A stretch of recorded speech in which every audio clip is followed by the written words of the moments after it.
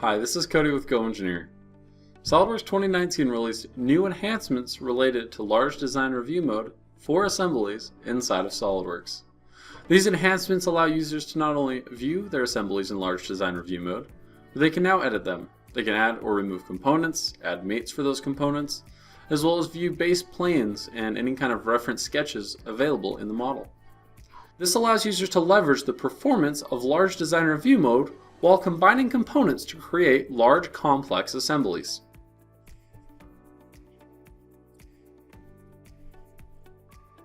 Inside large design review mode, the feature tree is typically displayed using the eyeballs to indicate that we can view these components in real time. You'll note that the insert components and make commands are currently grayed out. To make changes to this assembly in large design review mode, we need to choose to edit it. We can do that by right-clicking on it in the top of the tree. Users can now insert components or mates for those components if we need to add anything to this assembly, as well as if we need to remove something, we can do that from this window now as well.